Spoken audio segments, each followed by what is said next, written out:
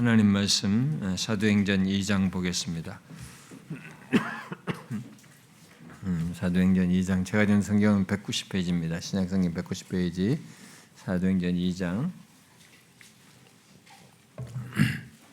1장의 배경은 좀 건너뛰고 2장 37절부터 끝절까지 47절까지 이제 한 절씩 교독해서 읽어봅시다. 그들의 이 말을 듣고 마음에 찔려 베드로와 다른 사도들에게 물어 이르되 형제들아 우리가 어찌할꼬 하거늘 베드로가 이르되 너희가 회개하여 각각 예수 그리스도의 이름으로 세를 받고 죄사함을 받으 그리하면 성령의 선물을 받으니 이 약속은 너희와 너희 자녀와 모든 먼데 사람 곧 주 우리 하나님이 얼마든지 부르시는 자들에게 하신 것이라 하고 또 여러 말로 확증하고 권하며 이르되 너희가 이 패역한 세대에서 구원을 받으라. 이 말을 받은 사람들은 세를 받음에 이 날에 신도의 수가 3,000이나 더하더라. 그들이 사도의 가르침을 받아 서로 교제하고 떡을 떼며 오로지 기도하기를 사람마다 두려워하는데 사도들로 말미암아 기사와 표적이 많이 나타나니 믿는 사람이 다 함께 해서 모든 물건을 서로 동료하고 또 재산과 소유를 팔아 각 사람의 필요를 따라 나눠주며 날마다 마음을 같이하여 성전에 모이기를 힘쓰고 집에서 떡을 떼며 기쁨과 순전한 마음으로 음식을 다 하십시다. 하나님을 찬미하며 또 온 백성에게 칭송을 받으니 주께서 구원받는 사람을 날마다 더하게 하시니라. 우리가 이 시간에 이게 우리 교회적으로 이렇게 분립 개척하는 일이 있어서 그것을 위해서 이제 필요로 하는 말씀을 지금 이 시간에 상고하고 있습니다. 이 교회 분립 개척을 위해 그것을 주도하시며 이끄시는 주님의 인도를 믿고 곧 그리스도께서 성령과 말씀으로 임하여서 이 선지자직을 수행하여 이끄시는 것을 믿고 그에 따라서 이 분립 개척이 진행되기를 구하며 지금 이 관련된 말씀을 우리가 상고하고 있습니다. 보통 교회 분립 개척하면 일종의 교회 사업으로 하는 경향이 있습니다. 우리나라에서 보면은 교회 설립 몇 주년 이런 걸 생각한다든가 이렇게 그런 의미로도 하기도 합니다. 그리고 또 성장한 교회들이 목사가 은퇴할 시점에 큰 교회들이 이렇게 사분할 한다든가 해서 각각 나눠서 하는 이런 것도 하기도 합니다. 짐 켈러 목사 교회가 한 것처럼 그런 것을 한 교회도 우리나라에 있죠. 그리고 우리나라의 어떤 큰 교회는 너무 커져서 또 사회의 지탄도 받는 것도 있어서 그랬는지 모르겠습니다만은 너무 커서 이제 또 한국 교회가 더 많이 작은 교회들이 세워진다는 그런 필요에 의해서 이게 30개 교회 정도로 교회를 개척하겠다 그래가지고 각 교회 몇백 몇씩 이렇게 분할해서 세우도록 하는 그런 시도도 하고 그랬습니다. 저는 이제 그런 교회 개척 속에서도 주께서 이끄시며 역사하시는 것이 있다고 믿습니다. 그런데 제가 좀 혹시 약간의 우려도 동시에 합니다. 혹시 이 개척을 기획적으로 하거나 인위적인 그런 시도 속에서 하는 건 없을까 하는 이런 우려를 하기도 합니다. 제가 믿기로 교회가 세워지는 데는 어느 교회를 통해서 이렇게 분립되는 것이든 어떤 사역자가 어떤 최소였던 구성원들과 함께 시작되는 것이든 교회의 머리 대신 그리스도께서 선지자직을 수행하는 것 속에서 인도하는 것을 따라서 곧 그리스도께서 성령과 말씀으로 이렇게 이끄셔서 역사하시는 것을 따라서 교회가 이게 세워지는 것이 있어야 된다라고 저는 확고히 믿습니다. 그것이 가장 중요하다고 봅니다. 교회가 세워진 데 있어서. 근데 우리는 지금 이제 그런 인도를 구하면서 이런 시간을 갖고 있습니다. 주께서 성령으로 임하여서 말씀하시고 이루실 것을 믿고 지금 우리를 향한 말씀을 듣고 반응하기를 원합니다. 이 시간은 우리 모두 이제 그런 주님의 인도를 구하면서 계속 우리를 향한 말씀을 듣기를 원합니다. 오늘 이제 본문을 통해서 계속 앞서서 두 번 그런 내용을 살폈는데 본문을 통해서 상고하고자 하는 이 말씀은 앞선 두 말씀에 계속 연결돼서요 보완되고 더 거기에 덧붙여야 할 내용들입니다. 그 연결된 말씀이죠. 지난 2주 동안에 우리가 본문을 통해서 본 것은 이런 거였죠. 그리스도께서 자신이 승천하여서도 제자들에게 임하여 그들을 통해서 어떻게 교회가 세워지는지 그런 계획을 자기가 세우고자 하는 그 계획을 이루시기 위해서 미리 말씀하시고 그대로 말씀하신 대로 이루시는 것을 이렇게 보았습니다. 첫 번째 시간에 얘기했던 것은 그 모든 것을 말씀하시고 이루시는 모든 과정에서 그리스도가 계속 임하여 계시고 이 모든 것을 역사하시다. 그분이 주도적인 분으로 그리스도께서 계시다고 하는 사실이었습니다. 바로 예수님께서 미리 말씀한 대로 내가 너희에게 다시 오겠다고 하면서 보혜사 성령을 말씀하시고 부활하신 뒤에도 재차 강조하여서 자신이 이 땅에 계실 때 이끄셨듯이 승천하여서도 선지자직을 수행하여서 이끄심으로 실제로 교회가 세워지도록 한 것을 통해서 교회가 세워지는 데서 정말 그리스도께서 관여해 계시는구나. 그리스도께서 선지자직을 수행하여 사시는구나. 이 땅의 정상적인 교회, 주님의 교회가 세워지는 데는 주님이 깊이 관여해서 세워지는구나라는 것을 선명히 보여주셨습니다. 그러므로 교회가 세워지는 데서 그 주님을 보는 것이 굉장히 중요하다. 그리고 그 주님을 의지하여서 따르는 것이 결정적이다라는 것을 보았습니다. 그리고 지난 시간은 그렇게 선지자직을 수행하여서 이끄심으로 이 땅에 교회가 세워지도록 하는 것이 미래의 일이죠. 이렇게 그런 일이 있을 것이라고 말을 했을 때는 아직 가보지 않은 미래의 일이지만 그래서 막연할 수도 있었는데 그 모든 것을 들은 이 제자들의 경험 차원에서 과연 그것이 어떻게 이루어지는지를 우리가 보았습니다. 보면서 우리들의 교회가 세워지는 데서도 꼭 보아야 할 것이 무엇인지를 그 내용을 통해서 보았습니다. 바로 그리스도께서 교회가 세워지는 것과 관련해서 하신 말씀은 사실상 약속의 말씀으로 우리가 할 수 있는 것 이전에 우리가 할 무엇 이전에 주님이 이루실 말씀인 것을 알고 믿고 간 것이었다라는 것. 그리고 그 가운데서 교회가 세워지는 것은 우리의 무엇으로가 아니라 성령과 또 전하는 복음을 통해서라는 것을 보면서 교회가 세워지는 과정과 지속에서 성령과 말씀에 의한 역사가 있는 것이 굉장히 중요하다. 교회에서는 그게 사실상 전부라고 할 만큼 중요한 것이다 라는 것을 보았습니다. 그래서 교회는 우리가 다른 것으로가 아니라 진짜 성령과 말씀에 의해서 역동되고 움직여서 모든 것이 세워지는 것을 경험해야 됩니다. 그게 주님의 교회에 있는 것입니다.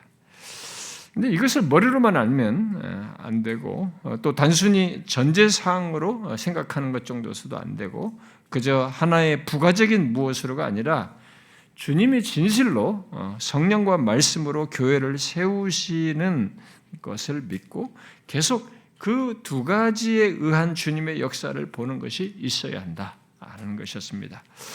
처음 교회가 세워질 때뿐만 아니라 이것은 그 뒤로 교회가 세워진 뒤에 자라가는 데서도 똑같습니다. 그리고 결국 우리도 세워져서 계속 가는 우리 교회도 똑같은 것입니다.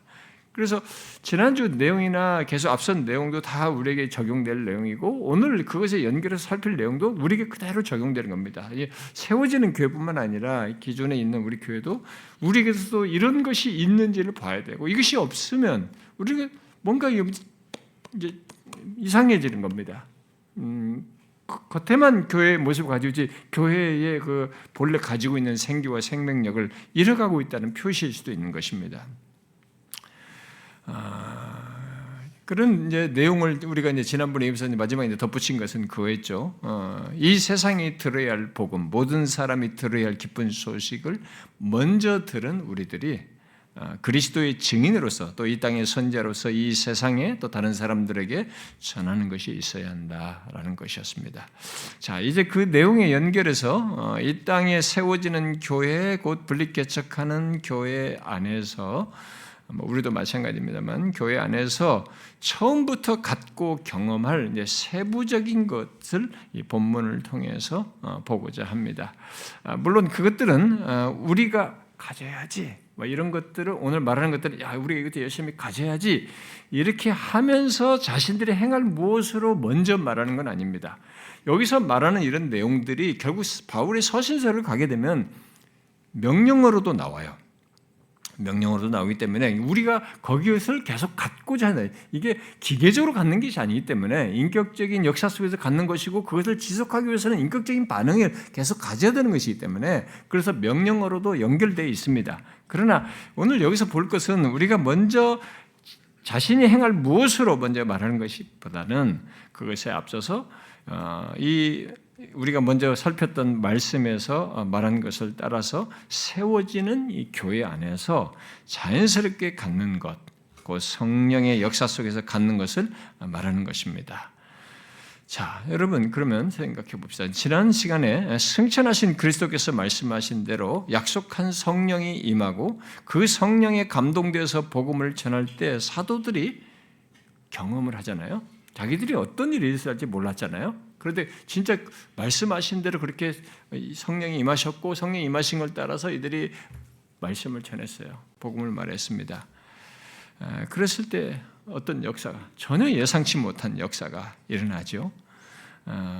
예수를 적대하던 사람들이 회개하여 그 사람들로 교회가 생겨납니다. 교회가 세워지는 것을 경험하게 돼요. 자, 이제 그렇게 해서 세워진 교회 속에 있는 것이 있어요. 그것이 오늘 본문에서 이제 보는 겁니다. 그걸 좀 보자는 겁니다. 여러분 오늘 읽은 말씀, 바로 이제 42절부터 47절에 어떤 것들이 있다고 말하고 있습니까? 쭉 대충 훑어보면 사도들의 가르침을 받습니다. 서로 교제해요. 떡을 떼고 함께 기도하고 서로 자신의 것들을 나누고 날마다 마음을 같이하여 성전에 모이기를 힘쓰고 집에서 떡을 뗍니다. 기쁨과 순전한 마음으로 음식을 먹으면서 그런 교제를 합니다. 그리고 하나님을 찬미하는 이런 것 등이 있습니다. 여러분 너무 놀라운 모습이잖아요. 쭉 읽어서 우리에게는 익숙하잖아요. 우리 신자들에게는. 그런데 이게 현실 속에서 있는 것을 한번 생각해 봐야 됩니다. 우리들도 이런 것이 현실 속에 있는 것이 쉽지 않듯이 현실 속에 있는 걸 한번 생각해 보면 너무 놀라운 얘기예요. 이들 중에 많은 사람들은 얼마 전에 예수님을 십자가에 못 박아 죽이는 것을 좋게 여긴 사람들이에요. 예수님의 대적자들이었습니다. 그래서 사도 베드로가 2장 14절 이하에서 설교를 쭉 하는 중에 그런 얘기를 하잖아요. 너희가 법 없는 자들의 손을 빌려 못 박아 죽였다고. 이 듣는 사람들이 그렇게 말하고 있지 않습니까? 또 너희가 십자가에 못 박은 이 예수라고 이렇게 표현을 해서 말을 했습니다. 그런 자들이 지금 본문같이 하고 있는 거예요. 지금 읽은 42절부터 47절 같은 것을 하고 있는 것입니다. 무엇입니까? 여기 이제 이 내용을 위해서 우리가 먼저 이 같은 내용이 이제 흔히 생각하듯이 우리들의 기획적인 활동이나 우리들이 이런 것들을 조직화해서 가진 무엇이 아니라는 것부터 먼저 정확히 정리를 하고 생각을 해야 됩니다. 이해된 내용을. 본문 같은 반응을 한 자들로 세워진 예루살렘 교회에 어떤 조직이나 체계가 세워진 것은 필요에 의해서였어요. 후발적이었습니다. 나중에 가진 것이죠. 여러분 우리가 뒤에 6장에서 보지 않습니까? 사도들이 도저히 자신들이 감당할 수가 없으니까 그들 중에서 사람을 택하잖아요. 7을 택해서 그들로 하여금 일을 맡기는, 단순히 역할 분담이 아니라 진짜 이 성령과 지혜가 충만한 사람들을 택해가지고 그를 하게 했습니다. 근데 그것조차도 그냥 처음부터 생각하기 이런 게 아니에요. 그리스도께서 선지자직을 수행하여서 그들에게 성령이 감동하여서 가진 것인 거죠. 이런 것들. 그렇게 후발적으로 성령의 감화 감동 속에서 하는 것이었던 거죠. 그게 정상인 겁니다. 이게 바른 거예요. 교회 안의 모든 것은 그런 역사 속에서 있어야 됩니다. 이런 역사 속에서 후발적으로 뒤따르는 게 정상입니다. 네, 이 부분은 우리가 좀 생각해 볼 일이 많아요. 이런 것에 대해서요. 그래서 본문에서 우리가 먼저 이제 이 부분부터 먼저 정리하고 생각하고 뒤에 내용들을 보는 것이 필요합니다. 그러니까 우리들이 먼저 생각해서 갖는 교회 조직이나 체계를 자꾸 먼저 생각하고 먼저 앞세울 것이 아니라는 것입니다. 그것은 흔히 세상에서 하는 방식인 거죠. 물론 본문의 교회를 보면 겉으로 볼 때는 뭐 조직에 의해서 움직이는 것 같아 보여요. 이 장면을 놓고 보면요. 그러나 이 본문에서 보는 이 놀라운 모습은 주님이 교회를 세우기 위해서 에베소 4장 11절 말씀대로 사도가 있었잖아요. 사도와 선지자 모든 복음 전하는 자와 목사와 교사를 앞세워서 이 복음을 주의 말씀을 전하는 것 속에서 믿게 된 자들, 예수 믿는 자들이 성령에 감동되어서 이렇게 하나씩 갖는 장면입니다. 이게. 결국 그들 안에서 일어나는 그런 모든 움직임을 주께서 교회의 머리로서 성령과 말씀으로 이끄시는 중에 갖는 것임을 우리에게 보여주고 있는 것이죠. 처음 그들이 예수 믿을 때부터 사도들이 전한 이 말씀을 들을 때 성령께서 역사하여서 그들을 구원으로 이렇게 이끄실 뿐만 아니라 거기서 끝나지 않고 그들이 이어서 사도들의 가르침을 받을 때 그들이 38절 말씀대로 성령의 선물을 받았잖아요. 예수를 믿을 때. 지금 회개 예수 믿을 때 성령의 선물을 받았잖아요.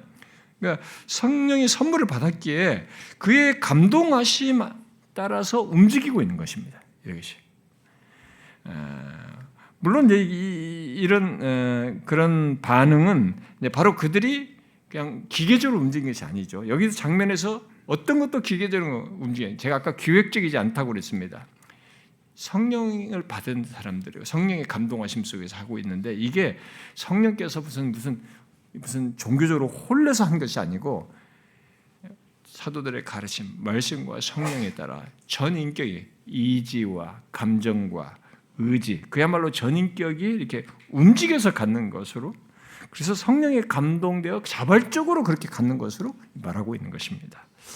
더 정확히 말하면 어떤 종교적인 감동이 막 생겨가지고, 이러면 종교도 이렇게 감동이 주거든요. 그래서 막 굉장한 열의를 보여요. 자기 모든 걸 내어주기까지 하잖아요. 그러니까 종교적인 어떤 감동의 마음이 생겨서 한 것도 아니고, 뭐에 홀려서 한 것도 아니고, 성령께서 자신들을 구원하신 하나님과 자신의 죄를 지고 죽고 사신 예수 그리스도로 인한 감격을 갖게 하여서 갖는 것 속에서 이들이 감사하여서 감동되어서 갖는 반응이었던 것이죠. 바로 사도들이 전한 이 말씀을 통해서 성령께서 감화 감동하여서 갖는 것이어서 이런 일이 가능한 겁니다. 이것을 그런 역사를 배제하고 이런 것을 우리가 모방을 한다고 그러면 모두 힘들어요. 모두 그것을 하자고 하는 사람들 다 부담되고 힘들어서 거부 반응이 거칩니다. 이건 가질 수가 없어요. 자, 그러면은 그렇게 해서 있는 것들이 이제 구체적으로 있는 것들이 무엇인지를 우리가 좀 볼 필요가 있습니다. 이제 세워지는 교회 속에서 보고 확인할 내용이고 가져야 될 내용이기도 하고, 또 우리 교회도 계속 지속적으로 이 부분을 확인하면서 갖는 것이어야 하기 때문에 그런 맥락에서 그것들을 보면 좋겠습니다. 자, 여기 예수 믿는 자들로 교회가 세워질 때 성령과 말씀으로 있게 된 역사 속에서 이들이 가진 것들이 뭔지 한번 보십시오. 자, 먼저 42절에 기록된 대로 사도들의 가르침을 받은 것에서 보듯이 말씀으로 양육받는 것이 있습니다. 이것은 교회가 세워지고 지속되는 데 있어서 그리스도께서 교회의 머리로서 이 선지자직을 수행하시는 것 속에서 나타나는 것이어서 굉장히 비중 있게 큰 겁니다. 이미 성령과 말씀이라는 것으로 이게 비중 있게 항상 말한 것처럼 그것이 어떤 식으로 진행되는지를 보여요. 앞에서는 그 말씀이 선포로 있었어요. 설교로 있었잖아요. 계속 이제 가르치는 것으로 있는 것입니다. 이게 이 땅의 교회는 다른 것으로 힘을 얻지 못합니다. 또 지속할 수도 없습니다. 다른 것으로 교회를 지속시키면 그것은 사이비 집단이 돼버립니다. 친복 집단이 되는 거예요.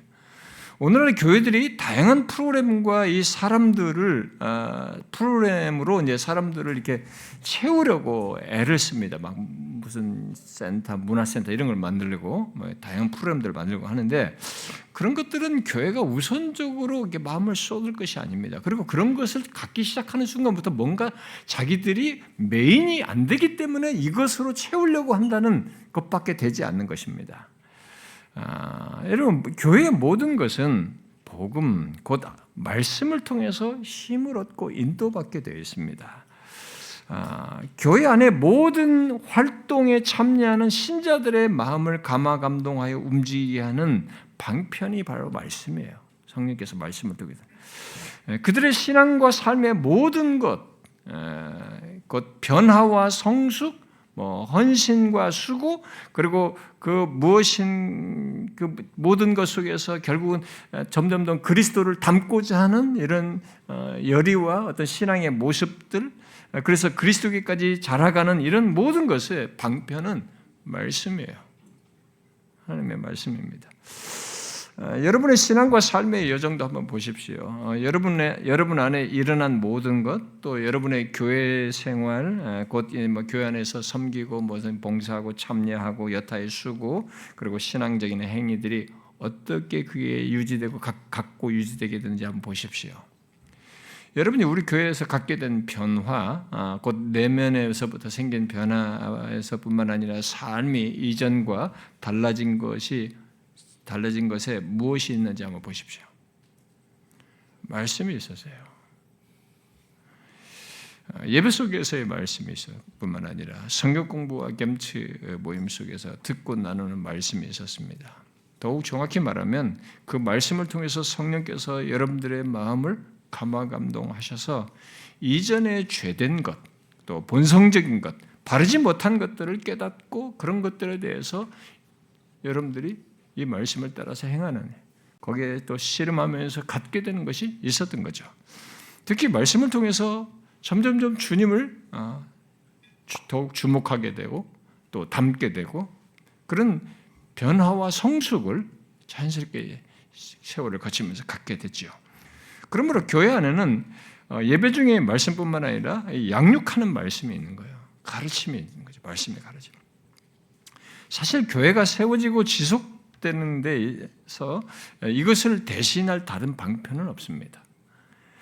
그러므로 이 분립 개척하는 교회는 이 말씀을 선포되는 말씀뿐만 아니라 이 가르치는 것에서 교회적으로 가져야 됩니다. 교회적으로 가짐으로 주의 다스림 속에서 그것을 영적인 변화와 성숙으로 갖는 이 방편을 자신들이 생생하게 경험을 하셔야 돼. 그런 가운데 이제 교회적으로 이게 교회 머리 대신 그리스도께서 이렇게 자신들을 그 말씀과 성령 안에서 이렇게 자라게 하시는 것을 경험하게 될 것입니다. 그렇게 말씀을 통해서 변화되어 움직이는 것이 개인과 교회의 생기예요. 우리가 으쌰으쌰하고 여기서 막 활동을 많이 하는 게 아니라 이렇게 말씀에 의해서 영혼의 안에 내면 안에서 반응이 일어나는 것이 그것에서 신앙과 삶과 이런 것들이 변화가 되는 것이 생기고 생명인 것입니다.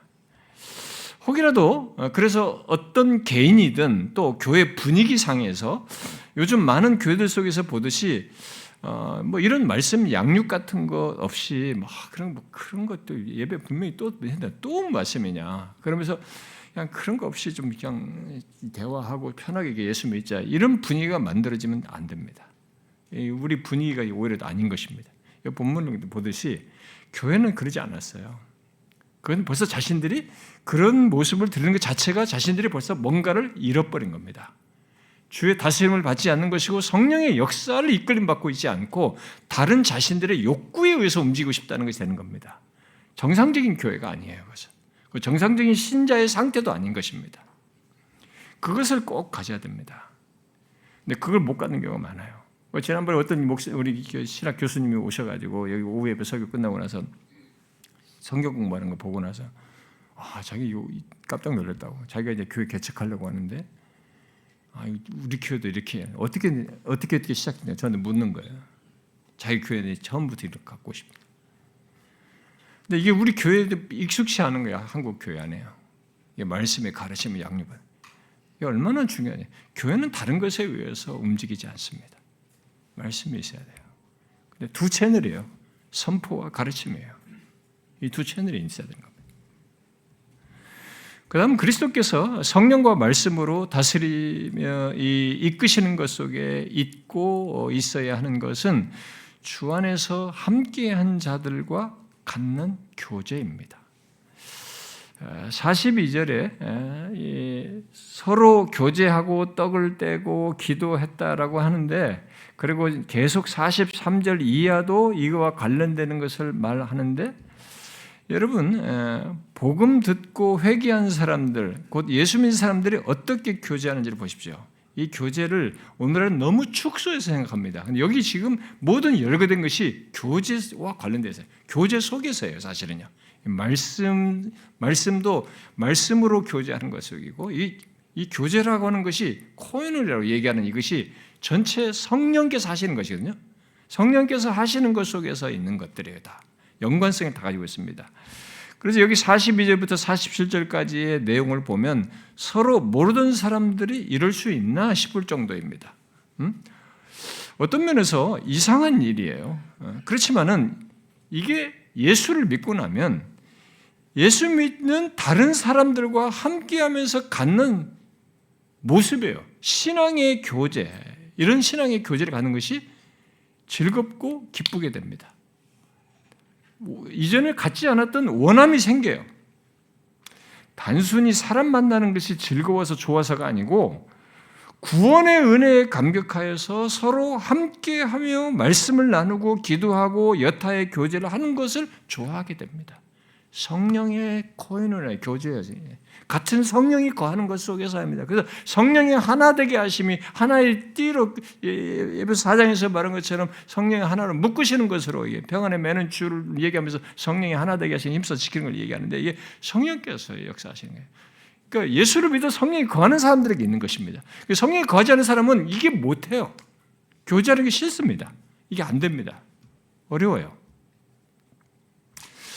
근데 어떤 사람들은 이런 것도 있죠. 기질적으로 또 성격상의 교제를 힘들어하는 사람이 있습니다. 특히 이 세대가 더 그렇고 고립되고 워낙 옛날에 가족 사이, 대가족 사이가 아니라 핵가족화되고 개인주의되고 휴대폰이나 이런 것다 보니까 너무 개인화가 되다 보니까 자기를 누구한테 열면서 교제하는 것이 너무 힘들어진 세대가 돼버렸습니다. 그래서 기질적으로도 그런 데다가 성격도 문화적으로 요즘은 교제를 힘들어하는 사람들이 있습니다. 그런데 예수를 믿고 성령이 거하시면 그런 연약함 속에서도 구원의 감격과 말씀을 통한 성령의 감동하심을 따라 그것을 넘어섭니다. 시간이 조금 걸리더라도. 예수 그리스도 안에서 얻게 된 구원이 아니면 서로 만나서 그렇게 마음을 나누며 좋아할 수가 없는 일을 자기가 결국 갖고 드러냅니다. 1세기 배경에서 보면 남녀 차별이 있었잖아요. 남녀 여자에게 차별이 있고 또 신분의 차이가 있어서 노예와 주인이 마음을 나눈다는 것, 그런 교제를 한다는 것은 상식적으로도 사회 속에도 있지 않은 것이었어요. 그런데 모두 자기와 같은 자를 구원하신, 귀족이든 신분이 어떻든 주인이든 노예든 남자든 여자든 자기와 같은 자를 구원하신 하나님의 사랑과 우리 주 예수 그리스도의 대속의 은혜에 이들이 감동이 되어서 그야말로 주님 때문에 성령의 감동하심을 따라 교제를 하는 거예요. 마음을 여는 거죠. 다른 사람과 신분을 넘어서서 편견을 넘어서서 종종 교회 다니는데 이제 이것을 모르는 사람들이 교회 다니는 있는 경우가 있어요. 그런 사람들이 있습니다. 근데 그것은 정상적인 신자 모습은 아닙니다. 교회를 다니는데 이렇게 교제가 안 된다, 하고 싶다고 이렇게 안 된다고 하는 것은 정상적인 신자의 모습은 아닙니다. 그것은 보통 자신의 어떤 문제 또는 연약함을 못 넘어서서 그럴 수 있고 스스로 그것에 갇혀 있어서 그럴 수도 있고, 일시적일 거라고 저는 생각합니다만, 스스로 자신을 구분하려고 하는 교만함 때문에 그러고, 아직도 나는 사회에서 이런 것인데, 그리고 내가 저런 사람들과 교제하기는 어려운데, 자기를 우월감을 생각하는 자기를 어떤 식으로든 교만하여서 그런 식의 태도를 보이기 때문이고, 아직도 뭐가 문제가 있는 것이요, 신앙 상태에. 근데 그것이 아니면 이 사람의 마음에 이 교제보다 세상이 더 좋고, 여기는 답답한 거예요. 자기가 즐거운 것은 아직도 세상에서 재밌는 거, 이런 것들, 그것이 가득 차 있기 때문에 여기서 이런 영적인 것이나 이런 말씀 안에서 서로 성도들이 교제하는 것이 자기한테는 칙칙한 얘기예요. 공감대가 안 생기는 거예요. 이런 연유 때문에 그래요. 그러니까 이게 회심한 사람에게는 좀처럼 없는 것이겠으나, 그러나 연약하여서 일시적으로 이런 것들에 의해서 교제를 못하는 일은 있을 수 있습니다. 그야말로 어쨌든 정상적인 신자의 모습은 아니에요. 정상적인 그리스도인은 교제 없이 홀로 신앙생활하지 못합니다. 성령 때문에 더 힘들어요. 그리스도께서 선자직을 수행하여서 그를 본문 같은 교제로 이끄시기 때문에, 성령께서 말씀을 통해서 감동하여 그리하도록 역사하시기 때문에 이것을 거슬려서 하기가 더 어려워요. 그런데 놀라운 것은 그리스도께서 교회가 세워지고 지속하는 데서 성령과 말씀으로 예수 믿는 자들을 이끄실 때 믿는 자들이 모두 서로 다른 인격체들이라는 거죠. 성격과 개성이 다 달라요. 가치관도 차이가 있습니다. 이 세상에서 신분과 지위 이런 것들에도 차이가 있어요. 그럼에도 서로를 형제 자매로 여겨요. 그러면서 교제하는 일을 합니다. 이게 복음이 들어오고 나서부터, 복음이 선포된 여기 1세기부터 시작되었어요.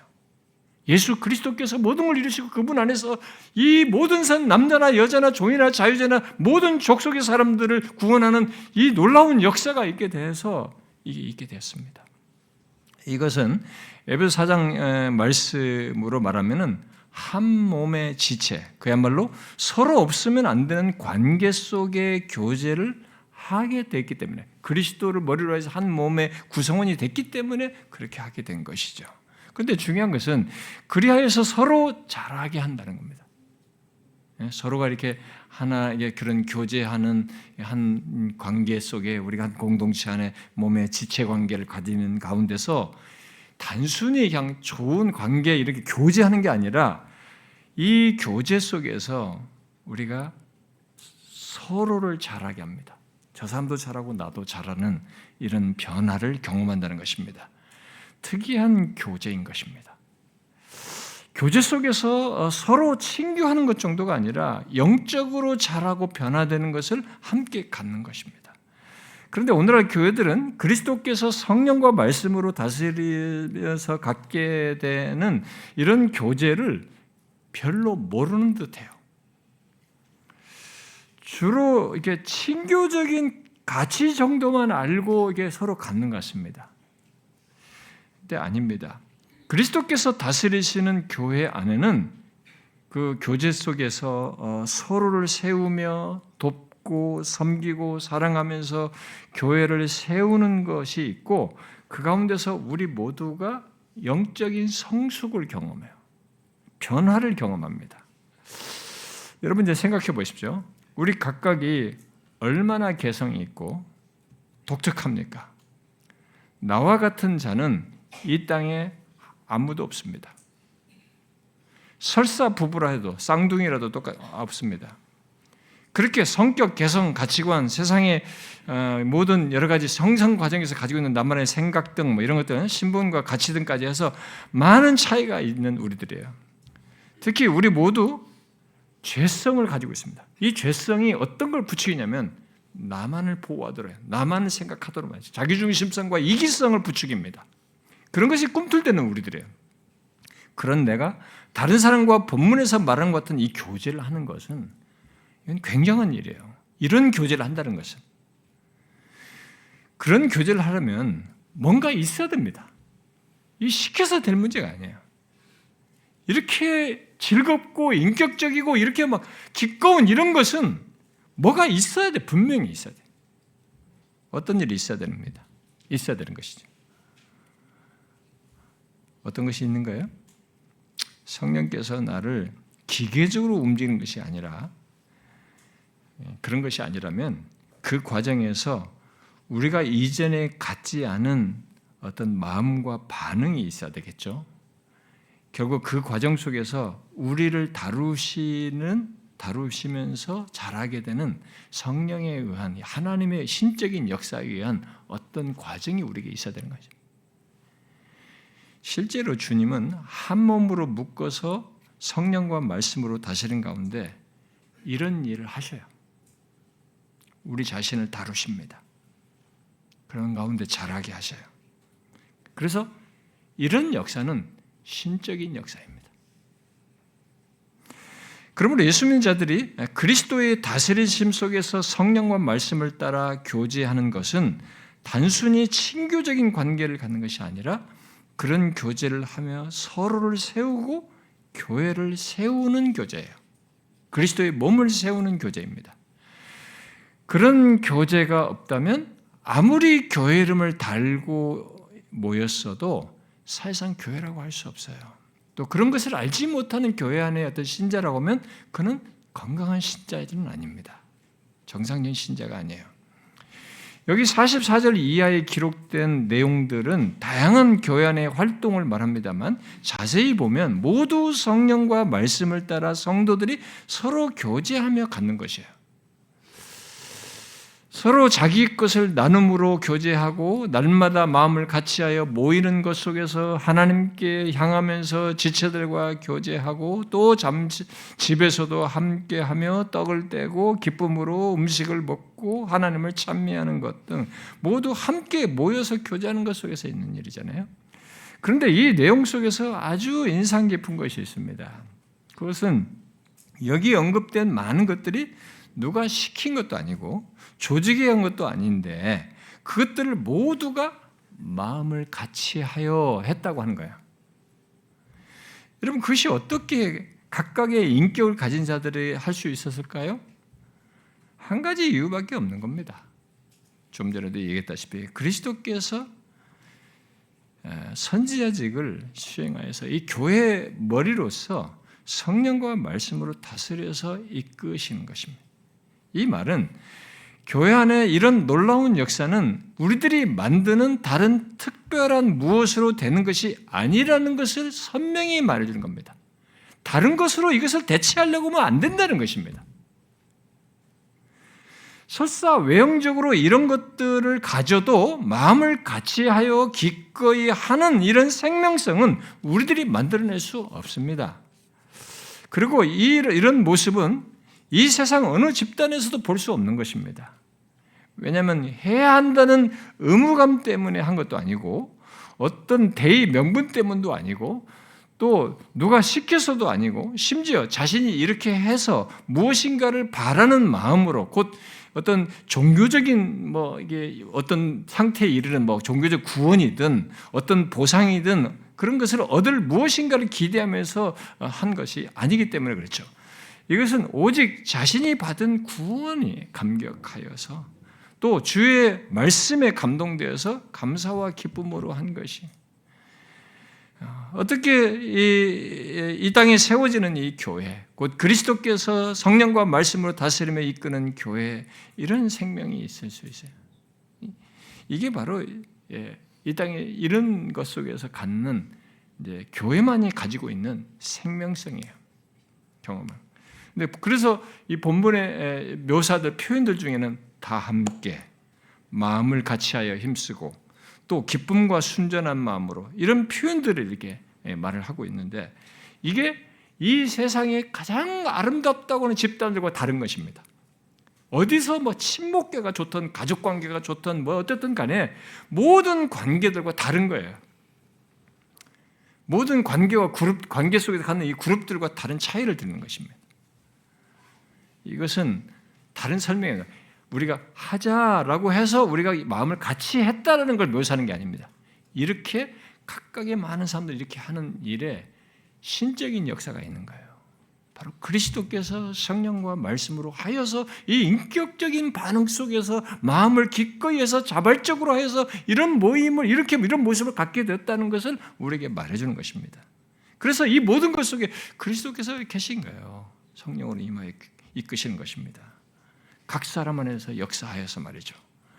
그러므로 본문에서 보는 것은 외적으로는 교회 안에서 보는 어떤 모습, 그 성도들의 활동 정도 볼 수 있습니다만은 사실은 그리스도의 선자직 사역 속에 의한 것이고 성령께서 그들 가운데서 역사하셔서 있는 것입니다. 그래서 제가 아까 말한 것처럼 신적인 거예요. 이같이 한 몸을 이루어서 행하는 것에 대해서 에베소서 4장 1절부터 6절은 삼위 하나님과 연결시킵니다. 몸이 하나요 성령도 한 분이시니 이와 같이 너희가 부르심의 한 소망 안에서 부르심을 받았느니라. 주도 한 분이시고 믿음도 하나이고 세례도 하나이고 하나님도 한 분이시니 곧 만유의 아버지이다. 이렇게 하고 있습니다. 겉으로 보면 사람들이 자발적이고 능동적인 모습으로 행하는 것 정도이지만 사실은 삼위 하나님이 관여해 계셔서 있는 일이에요. 더 큰 그림이에요. 더 놀라운 사실입니다.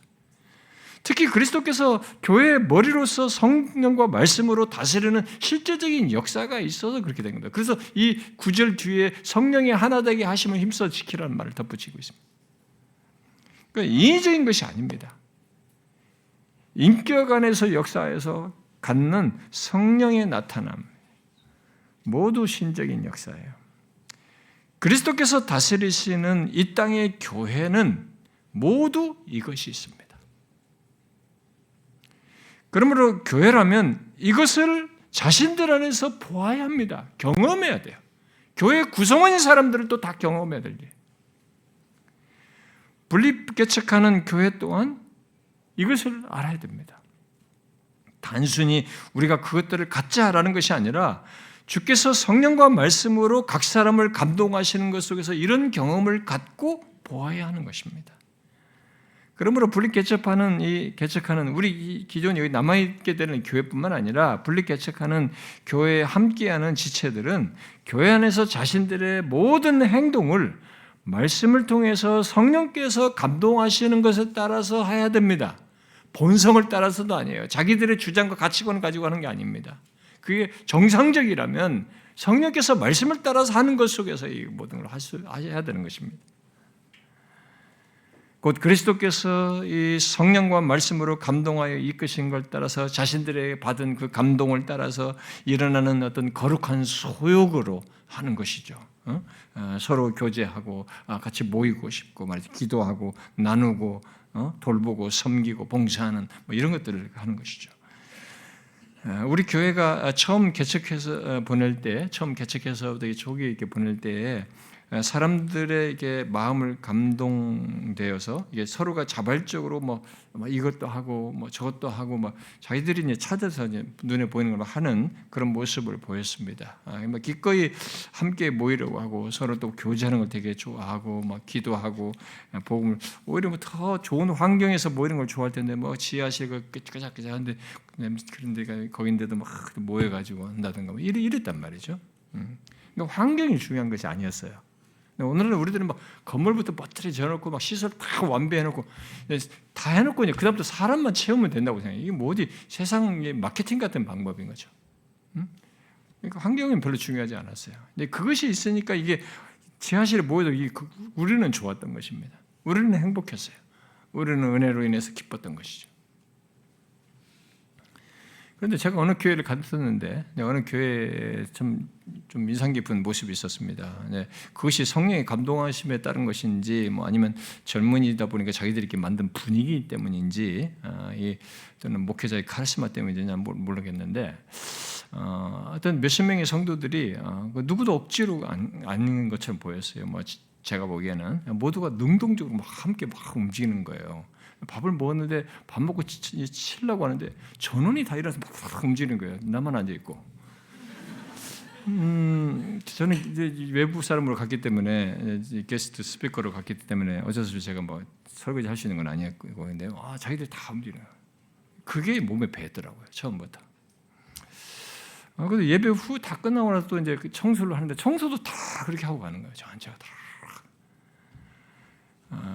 나이 든 사람이라고 앉아있지 않고 또 어린 사람이라고 가만히 있지 않았습니다. 그러다 보니까 온 지 얼마 안 된 사람이라고 하는데 초신자래요. 온 지 한 두세 주 됐다나. 그런데 거기도 막 뭔가를 하는 거예요. 따라서. 저는 단순히 교회가 그런 문화를 억지로 분위기를 만들어야 된다는 게 아닙니다. 제가 지금 말하고자 하는 것은 본문에 열거된 것들을 갖도록 처음부터 세팅을 하자는 게 아니고 그렇게 세팅을 이렇게 할 것이 아니라 성령과 말씀을 따라서 감동되어서 뭔가 그 다음을 나가는 겁니다. 뭔가 더해지는 것이에요. 이게 막 뭐 해석 아니에요. 이게 성령이 감동되어서 자꾸 더해지는 것입니다. 여기 내용들은 점점 더해져 가는 겁니다. 계속 더해져 가는 거예요. 더 하고 싶은 거예요. 저도 이제 우리나라 초기에 개척하면서 모든 집회를 수요일이나 전통적인 우리 교회 집회들을 다 활용을 했습니다만은 제가 그냥 무작위로 따라간 건 아니고 저는 그렇게 하는 게 좋겠다고 봤습니다. 그렇게 해도 말씀을 통해서 계속 하는 게 좋겠다 해서 수요일도 하고 금요일도 하고 주일도 하고 주일 오후도 다 했습니다. 그런데 요즘은 수요일도 없애버리고 어떤 경우는 금요일도 없애버립니다. 수요일 낮에 집에 있는 사람들에서 예배 모인다든가 이렇게 하고 주일날 오후도 없어졌습니다. 점점점 없어요. 그러니까 있던 것마저도 없습니다. 그러니까 우리가 외적으로 듣는 겁니다. 죽어가고 있는 겁니다. 이런 생기와 생명력이 식어가고 있다, 사라져가고 있다는 것을 외적으로 듣는 겁니다. 그러면 우리 교회 역사 속에 이렇게 이런 것들이 세팅될 때 어떻게 했어요? 왜 새벽기도도 나오고 이런 일이 있었겠습니까? 하고 싶었어요. 성령이 충만하였으니까 또 모이고 싶었습니다. 이게 발전이었어요. 제가 그때 다니던 영국에 있던 교회도 뜻밖이었어요. 다른 교회는 모임이 별로 없었는데 그 교회는 모임이 많았습니다. 로이존스 목사의 장례를 집회했던 목사님이었는데 교회 모임이 많아요. 이 모든 게. 그들이 그런 은혜를 경험해서 생겨난 거예요. 하나씩. 우리나라 못지 않았어요. 그것이 있는 겁니다. 근데 오늘날 이 개척은 이런 것이 잘 안 보여요. 다 세팅하고 사람들이 끌어모아죠. 사람 편안하게 문제가 없는 것처럼 다 해서 사람들 와서 아니에요. 좀 어설퍼야 돼요. 오히려 뭐가 없어야 됩니다. 여기 찬양 우리 찬양팀 하는 그런 것 대 하나 놓고 강대상 이런 것도 없어도 좋아요. 어떤 면에서 후지구리 할 수도 있습니다. 이게. 뒤에 어설픈 커튼 하나 달아놔도 된다고. 뭐가 아무것도 없는데 여기서 말씀 안에서 성령께서 역사하시는 걸 경험하는 거예요. 그런데 이게 필요하다. 이거 하나 만들고 저거 만들고 이렇게 만들어가야 돼요. 우리 마음이 움직여서 성령이 감동해서 움직여서 뭐가 만들어가야 돼요. 그 역사가 굉장히 중요해요. 여기 모임의 모든 열거된 내용들은 다 그렇게 처음부터 여기 열거된 것들 당신들은 이제부터 예수 믿어 이거 다 가져야 돼? 이게 아니었어요.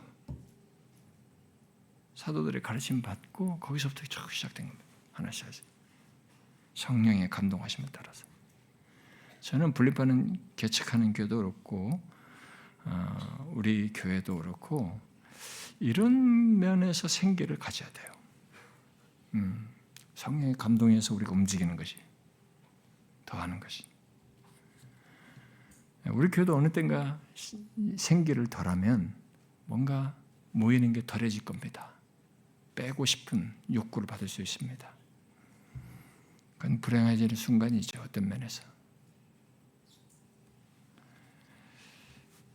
그런데 이 시간에 이 내용들에 덧붙여서 말할 내용이 한 가지가 더 있습니다. 바로 그리스도께서 성령과 말씀으로 다스리시며 이끄시는 것 속에 있는 것으로 세워지는 교회가 꼭 갖고 경험할 사실이에요. 그것은 자신들 안에서 갖고 경험하는 생기와 생명, 성령의 역사, 거룩한 역사로 교회 밖의 사람들에게 칭송받는 것입니다.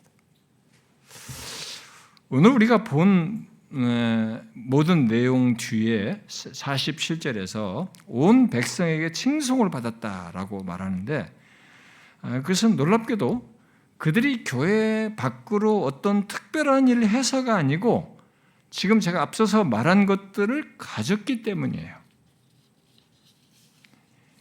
그리고 주님은 그런 교회에 구원받는 사람을 날마다 더하셨다라고 이렇게 덧붙여 말하고 있습니다. 우리는 이 내용을 이 땅에 세워지는 교회와 관련해서 생각할 또 한 가지 중요한 내용입니다. 주께서 허락하시면 제가 나중에 이 부분을 좀 더 덧붙였으면 좋겠다는 생각도 듭니다. 왜냐하면 본문에서 보듯이 그리스도께서 성령과 말씀으로 다스리시며 이끄시는 교회로서 그런 교회로서 생기와 생명력을 가질 때 그 교회는 복음의 적대적인 경우, 막 일부러 악의적인 경우가 아니라면은 사람들로부터 긍정적인 반응과 칭송, 좋은 평을 받는 일이 있기 때문에 그렇습니다. 저는 이 땅에 세워지는 교회는 결국 이런 반응을 가져야 된다고 믿습니다. 그런데 안타깝게도 현재 우리들의 교회는, 이 땅의 교회, 우리 한국 교회는 그렇지 못하고 있습니다. 우리 모두가 알다시피 칭송 대신 비난과 비판을 받고 있습니다. 무엇이 문제일까요? 저는 본문이 그에 대해서 잘 대답해주고 있다고 믿습니다. 이제 시작된 이 본문의 이 교회가 아직 세상을 향해서 많은 활동을 하지 않았어요. 이 교회가 갖고 경험한, 그렇음에도 불구하고 이 교회가 갖고 경험하는 이 생기가 있는 거예요. 이 생명력이 있는 겁니다. 그들 안에서 일어나는 어떤 이 전에 없던, 본 적이 없는 이런 모습들을 이제 보고 사람들이 그들의 이런 모습을 좋게 여긴 겁니다. 이 사실은 아주 흥미로운 사실이고 또 중요한 사실입니다. 왜냐하면 교회가 자신들 안에서 주님께 충실히 다스림을 받아 그 성령과 말씀을 따라서 생기와 생명력을 경험하며 그저 교회적인 모습을 가진 겁니다. 뭐 세상적인 어떤 것을 여기다가 이미테이션 해가지고 그것을 가진 게 아니고 세상에서 성공한 어떤 그 집단이나 그 모임의 그것을 갖다가 모방해서 이들이 가진 게 아니고 이들이 그저 성령의 역사 속에서 교회적인 모습을 가진 거예요. 가졌는데 그것을 보고 사람들이 칭송했어요. 그저 교회 안에서 가진 모습이었습니다. 그것은 오늘날 교회들이 세상에 관심을 끌려고 세상을 향해서 어떤 일을 한 것과는 분명히 다릅니다. 그런데 본문은 거꾸로 우리 주님께서 역사하시는 것을 따라서 그저 성령의 역사를 풍성히 갖고 경험하여서 그것을 따라서 사는 모습이에요. 그 가운데서 일어난 이 변화와 그에 따른 이 신앙과 삶 그리고 그것을 드러내는 것 정도였던 것이죠. 근데 교회 밖을 향해서 뭐 구제를 많이 한 것도 아닙니다. 이때는요, 아직 한 것도 아니고 어떤 특별한 활동을 한 것도 아닙니다. 그저 주님의 인도 속에서 세상에 없는 모습을 가졌죠. 오늘날 표현으로 말하면 성경에 충실한 교회 모습을 가진 것입니다. 교회다운 모습을 가진 것이죠. 그리스도인다움을 가진 것입니다. 그럼으로써 세상과 구별돼 버렸어요. 그러므로 교회가 세상과 구별됨이 어떤 캠페인을 해서 가질 것이 아니고 자꾸 그렇게 하려고 하는 캠페인을 가질 것이 아니고 그리스도의 다스림 속에서 성령의 역사를 따라 말씀으로 가르침을 받고 교제하고 기도하고 자신들의 것을 나누고 함께 모여서 떡을 떼고 하나님을 찬미하는 이런 생기와 생명을 가짐으로써이고 그들이 변화를 됨으로써 이런 일이 있게 됐다는 것을 우리가 주목해야 됩니다. 그런 모습을 이들은 가진 것인데 그것 보고 사람들이 칭송한 거예요. 그래서 이것을 통해서 우리가 명확히 알아야 됩니다. 우리가 세상으로부터 칭송받을 수 있는 것은 그리스도께서 성령과 말씀으로 다스린 것 속에서 우리들이 바뀔 때라는 것입니다. 이거 명심해야 됩니다. 교회 예배당에 예수 믿기로 오기 전에는 이 사람이 교회당에 들어오긴 예수 믿는다고 들어오기 전에는 내가 아는 사람은 이 사람은 이런 사람이었어요. 말도 거칠고 자기밖에 모르고 이런 사람이었어요. 근데 이 사람이 교회 갔어요. 달라졌어. 그러니까 우리들이 바뀌는 것입니다. 예배당에 모여서 우리들이 바뀐 거죠. 우리들의 신앙과 삶이 진실해지고 그 가운데서 갖는 이런 생기와 생명력을 가진 것일 뿐이에요. 그것이 결국 교회 안에 공동체적으로 또 나타났고, 그러니까 개인 같으면 이 개인이겠거니 했는데 교회 공동체가 전체적으로 그러니 이게 칭송의 대상이 되는 거예요. 다른 말을 하게 되는 것입니다. 관심을 갖게 되는 것이죠. 저는 분리개척하는 교회가 이것을 알고 경험하길 바랍니다. 여러분, 우리 교회가 처음 이쪽으로 이사 와서 이 예배당 건물에 매입해서 왔을 때 주변 사람들의 시선이 굉장히 부정적이었잖아요.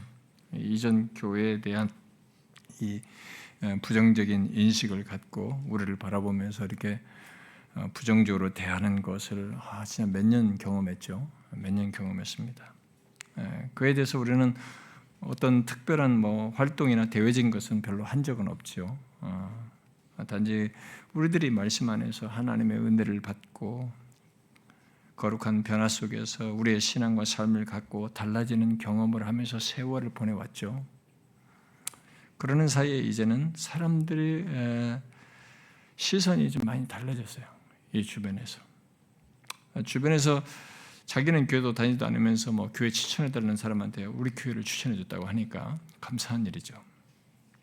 어떻게 해서 알고 그렇게 추천했는지 모르지만은 이 동네에 사람들이 좀 소문이 났나 봐요. 그것은 이 본문이나 부흥 역사 속에서 갖는 것 정도는 아니어도 이 땅에 세워지는 교회들이 모두 경험해야 할 것이고 그것을 위해 먼저 교회 안에서 생명의 역사와 변화가 있어야 됩니다. 하나님은 그런 교회에 구원받는 사람을 더하게 하십니다. 여기 구원받는 사람이라고 말한 걸 주목해야 됩니다.